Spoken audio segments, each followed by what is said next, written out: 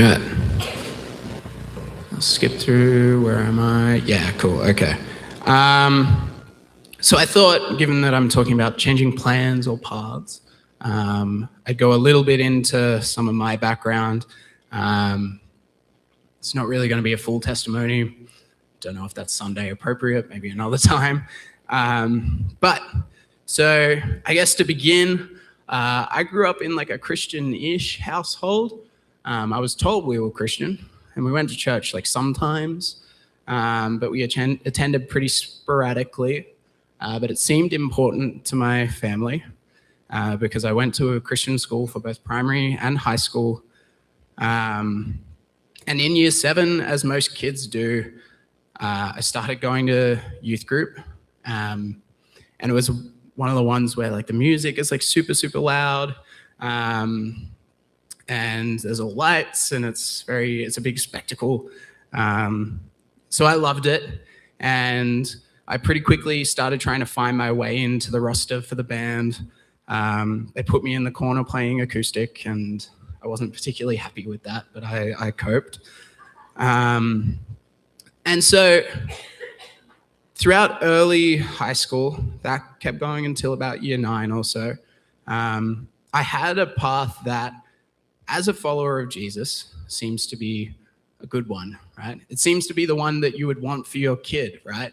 You want your kid to just straight shot through school, through youth group, into a church. And I wasn't too bad a kid. I hated school, but I wasn't too bad at it. And yet, I had my own kind of identity forming around this time. And I don't know if these pictures are going to lose street cred with the youth guys, but I got really into music, which is, I'm sure some of you are kind of aware, particularly like heavy metal. So there's my band when I was like, I'm gonna say like 15 maybe.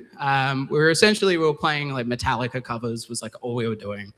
I was playing bass in a thrash metal band where all the songs were about pizza. That was our joke. We were called Pizza Gut. And yeah, I got so into it, and that became such an important part of my identity. And I kept going, I kept touring.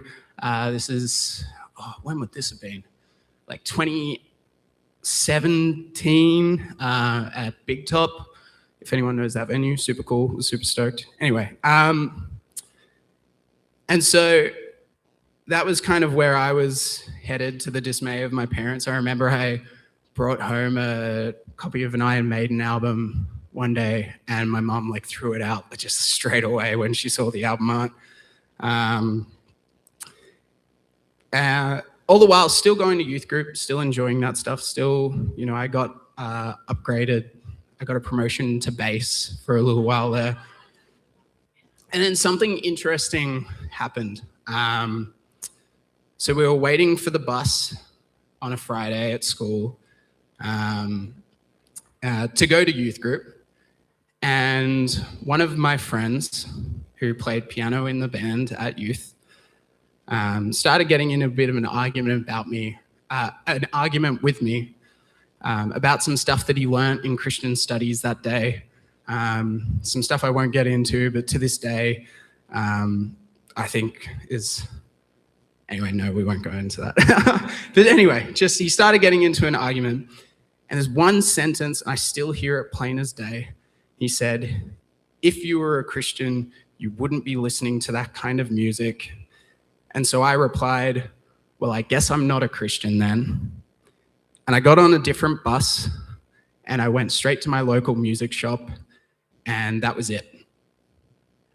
So over time, I became, I guess, more and more bitter and angry towards the Christians around me. Like, there's this real feeling of like I was just lied to the whole time. I get into super heated arguments with the school's chaplain. He actually banned me from taking studies of religion.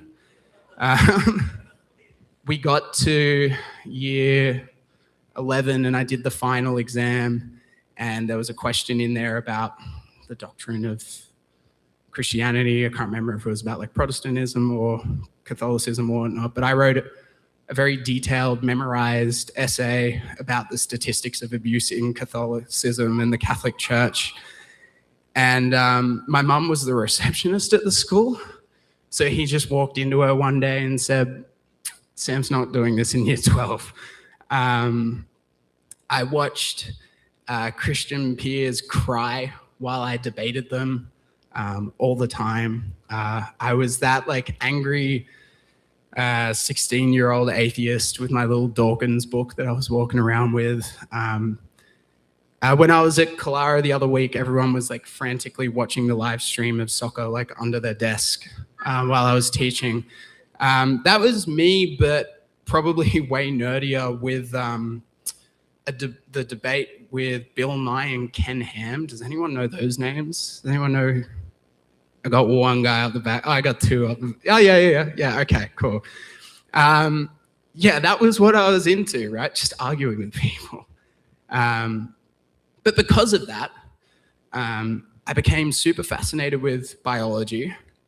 And so I started university doing a Bachelor of Science in paleobiology. It's a very fancy way of saying you're looking at the kind of the history, the evolution of biology and the mind.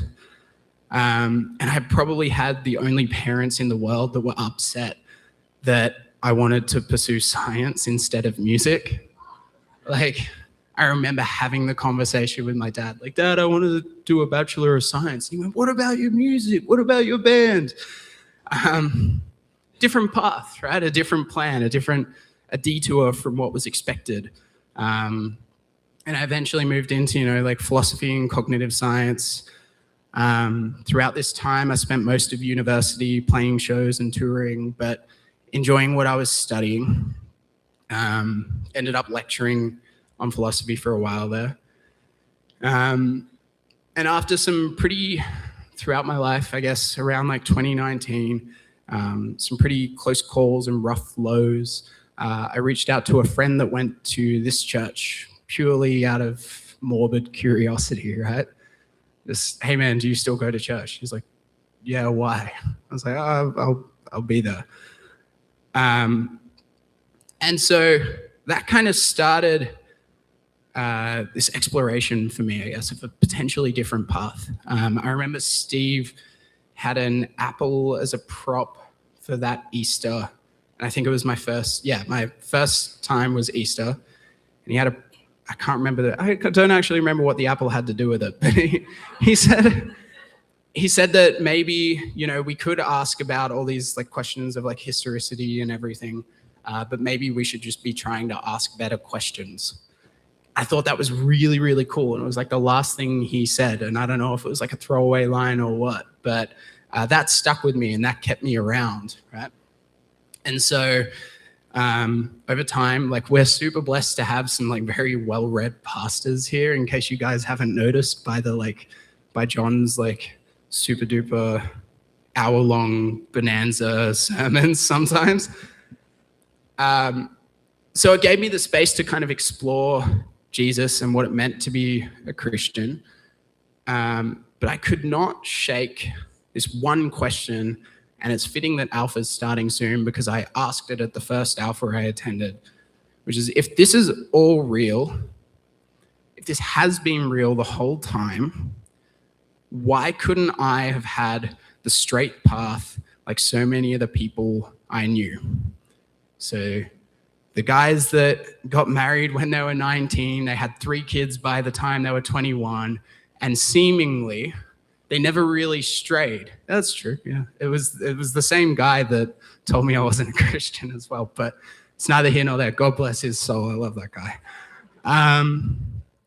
But I couldn't let it go for ages. Like, what do you mean I could imagine the smug face of my chaplain, right?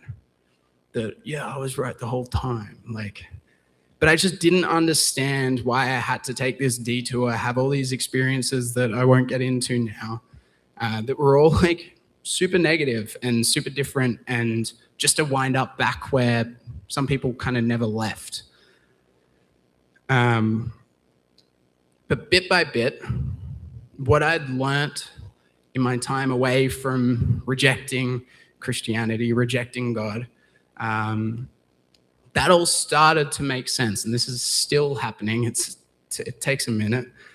But the touring meant that I started picking up a guitar here, right? Because it made sense. It was obvious. Well, if I'm going to contribute, I mean, this is what I do, so maybe I'll do that.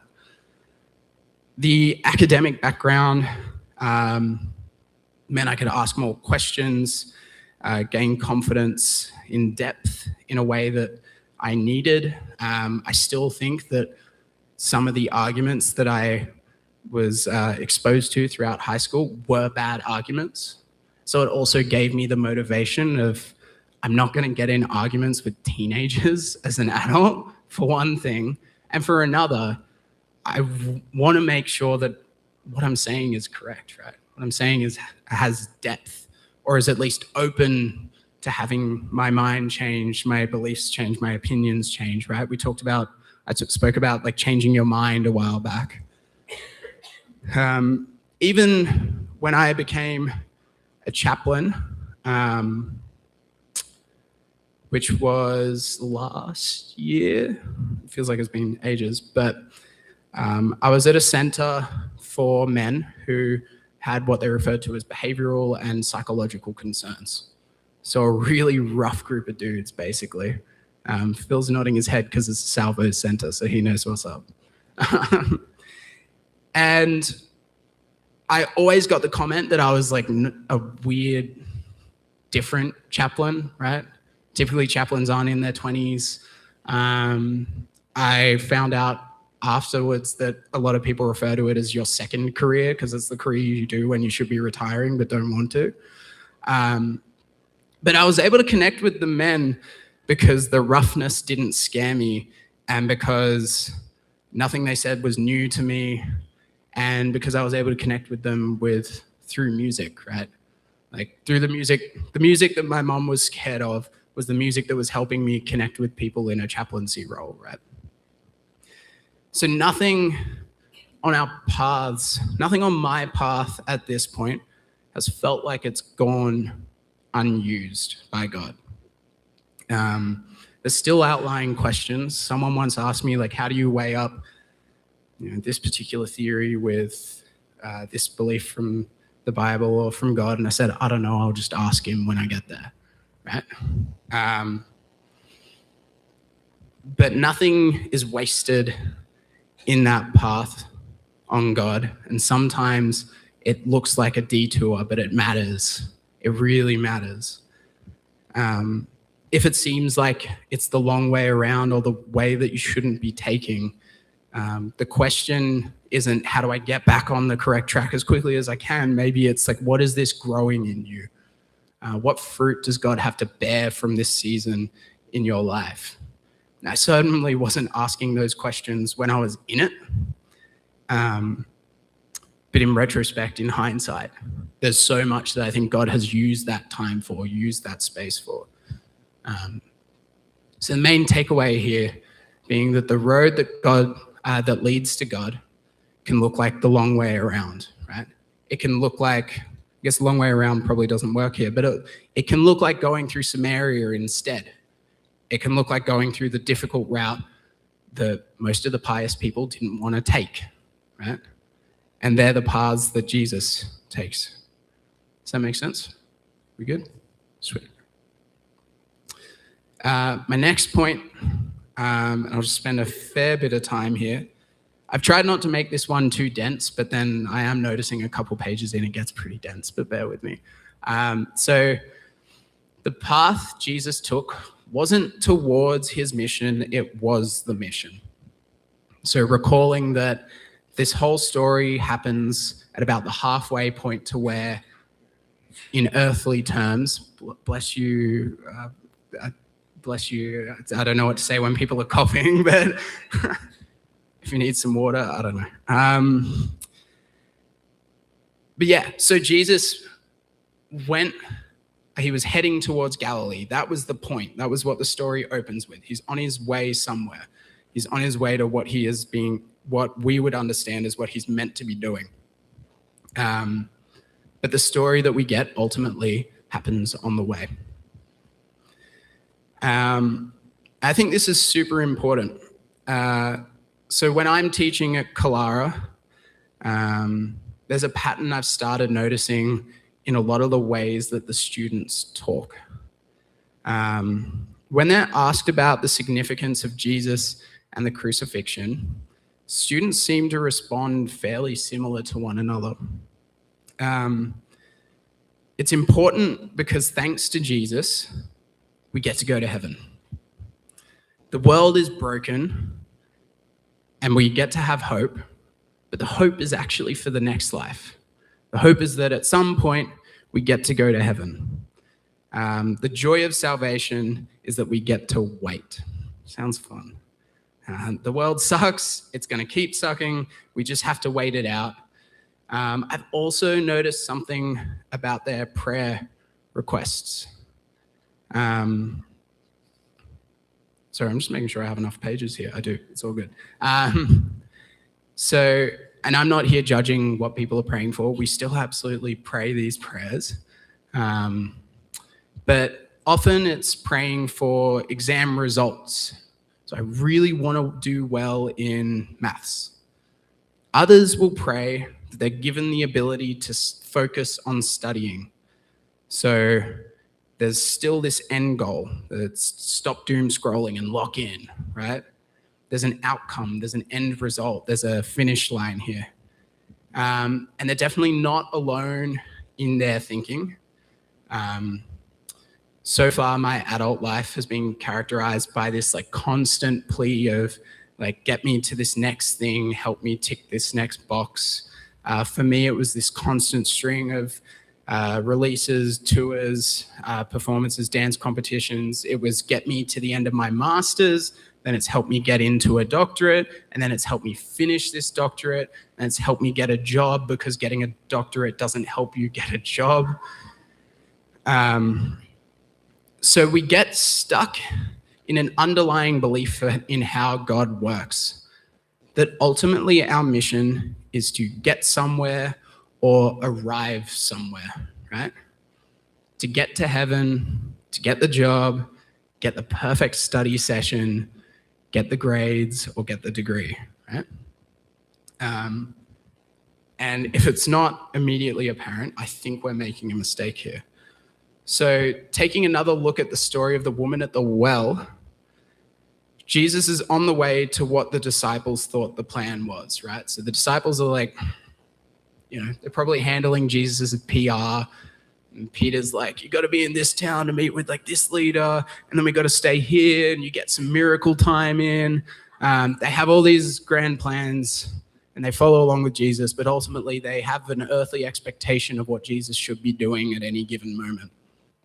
And we know this because the scripture says when the disciples got back, they marveled at what they were seeing, right? Like this isn't in the itinerary. It's a Samaritan woman. Like this isn't what we're here to do, right?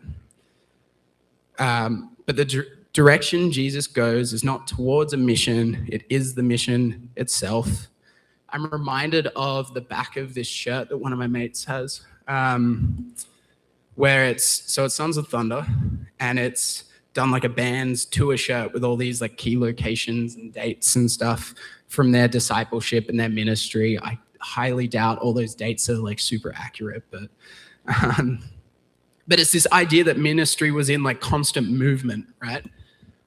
The orientation of ministry was dictated by the work to be done on the way. Again, there are 3 directions to take to get to Galilee. And for Jews, Jesus took the worst one. And this tells us something. This tells us that this is important, right? That the way he oriented himself in and through moments and in and through environments, this mattered to him, right? If I think about some of the milestones that I flagged, praying for a show to go well, a degree to happen, a job to happen, you'd have caught me dead focusing my attention on the 10-hour drives between shows, if it's an interstate show, or the plane flight, if it's overseas, to the point where I couldn't find a picture that I had ever taken in the car on the way to a show. I can only find pictures at the show, right? Get me to just the moment I'm on stage. That's the big ticket item. But interestingly, the drive home from my last show in Melbourne was where my path completely changed, right? So I was a couple of months shy of finishing my doctorate, and after the show, some stuff transpired. Again, I can get into it another time. And it really made me pause and reflect. And so I spent 10 hours in the back seat wondering what God was calling me to do. And I get home, and a couple of days later, I'm walking from work to my car. 3 people stopped me at different times, people I knew from like high school and hadn't seen in years. And like each one said something about ministry or chaplaincy or what they'd just studied to become a chaplain or whatever. And I'm walking from one place to another, I'm driving from one place to another, and I'm starting to get some like hints, right?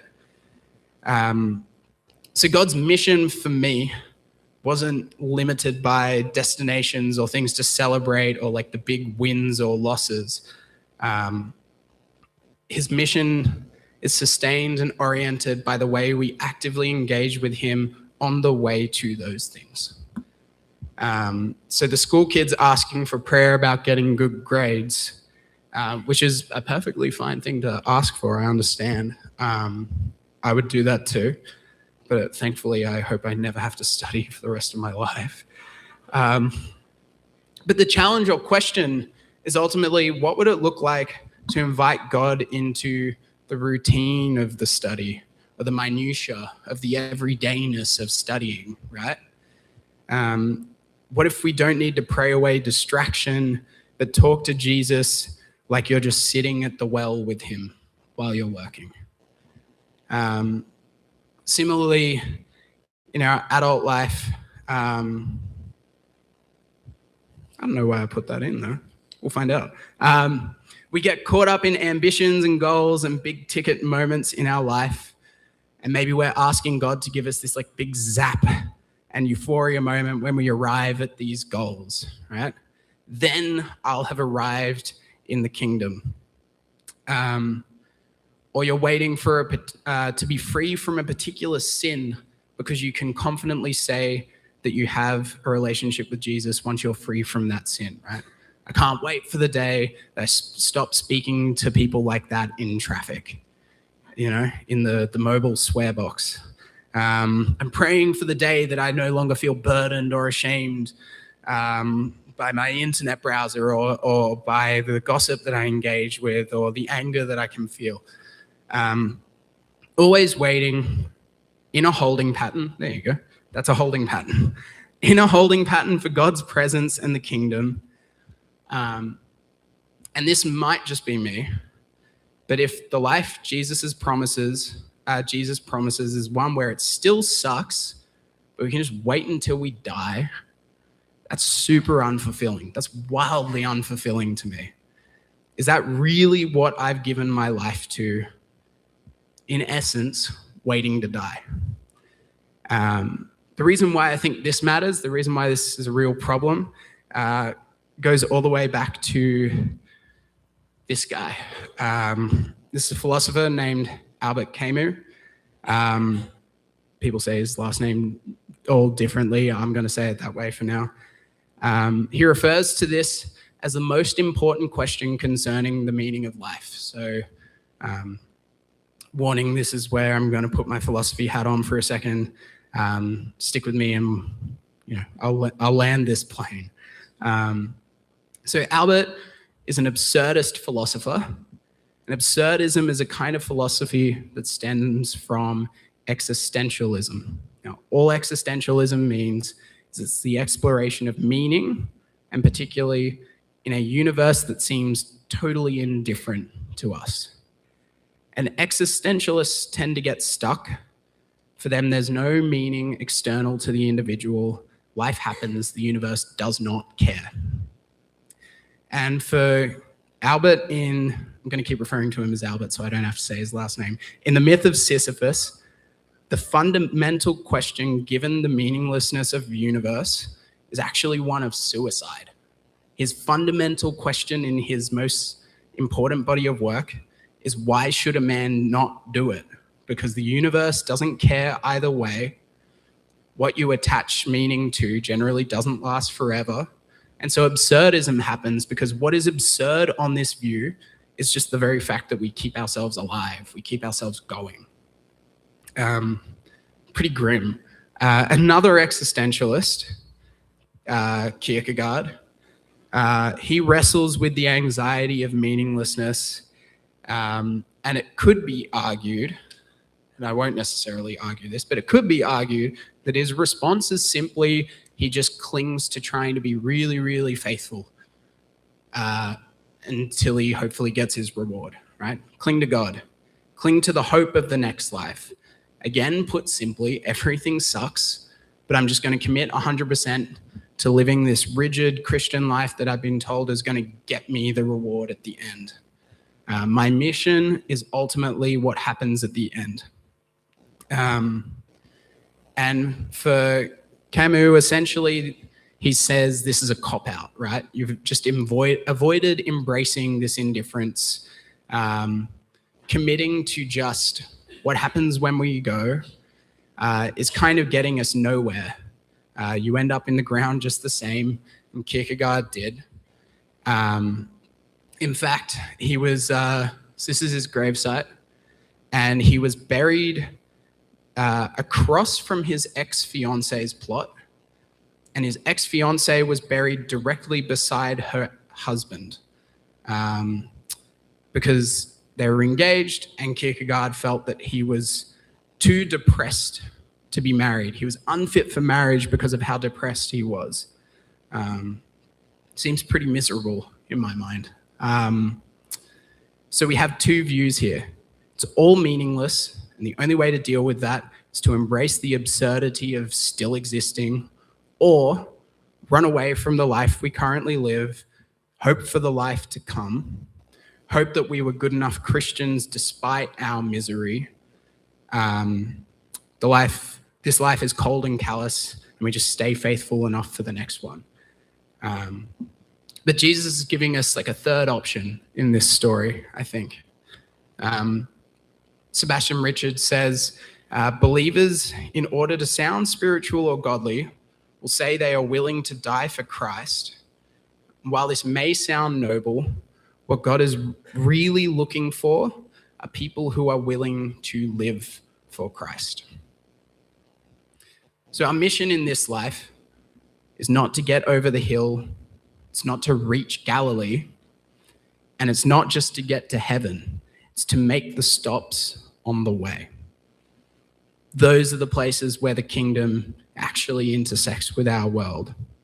So what gives this life meaning is the capacity for kingdom living to become present in the minutiae of everydayness. And we see this with the story of the woman at the well, because she would have been going there like she did every single day. It's just the standard, that's what she does. Every single day, she operates out of a place of shame and struggle. It's the hottest time of the day, so she goes unseen. And then Jesus enters on the way. And so what do I get from this? What do I feel like is in here? He's not telling you to wait for what mission looks like, for what finished work looks like. He's not waiting for you to have the thing that you need to pray over to celebrate when it's done. You don't wait for the day that shame is gone to see God moving in your life, right? You don't wait until the exam is graded to celebrate that God is present in your life. You don't wait until a promotion to know that you're where God wants you to be. You don't wait to move in mission because you're so focused on the potential end result that you don't get started. God just wants you moving and meeting him where you are in that movement, in everydayness. I was speaking to a friend that works at a cafe, and she was talking about, I don't really know what, like I enjoy it, but I don't know what God kind of wants out of this space. And what came to mind for me is a Brother Lawrence quote where it's God regards not the greatness of the work, but the love with which it is performed. So it's not about getting to the great thing that you in your head is the mission or eternal life. It's about the love with which you perform everyday action.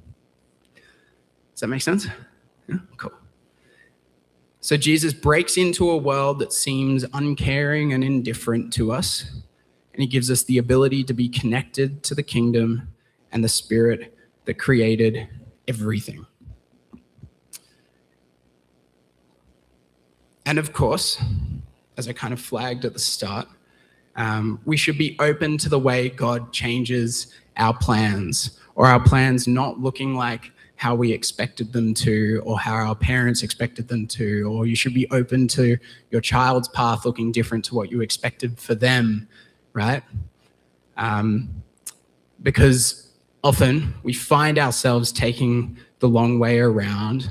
We feel like we've missed a turn or we've missed a shortcut.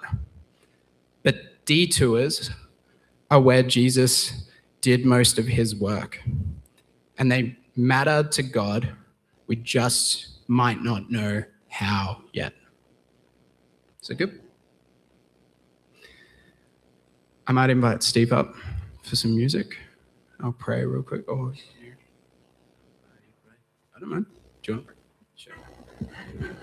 I want to pray. Okay. That's really good. Thank you. Let's just sit with this, because I think there's some things here for some people, just to be aware of. Not trying to get out of the place where we're in, but letting God into that place. That God is in all the journey, in all the detours. That he wants to be with us in those places. It's often in the place that we don't want to be that we most find God. The woman didn't want to be at well in the middle of the day, but she was ashamed, and so she was, and that's where she meets Jesus. And he says, the water that you're drawing from this well is going to make you thirsty again. Draw water from me. I'm with you. I'm the living water. And that's helpful for some of us who are in times of trouble in places we don't want to be, and we're waiting for God to get us out of it. And he might be saying to some of us, I am with you in it. Be with me.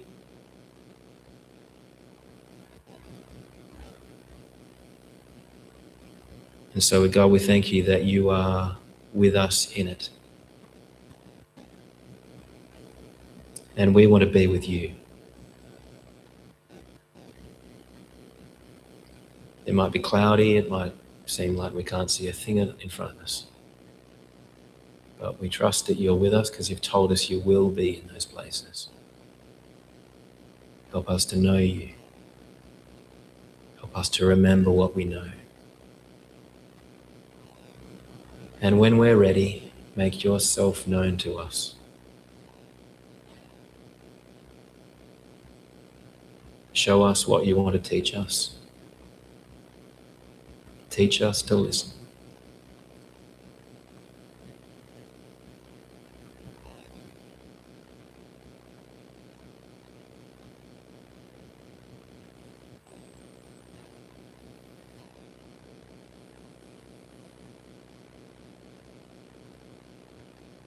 We're about to sing a song about this central place that Jesus goes that he doesn't really want to be, the place of the cross. And he says that's where he's most fully known. When we see him suffer in his sacrifice, we see what God is like. So, Father, we thank you that you're with us now suffering, in the hard places, in all of the journey, even if we're detoured. Let us walk with you in that. Amen.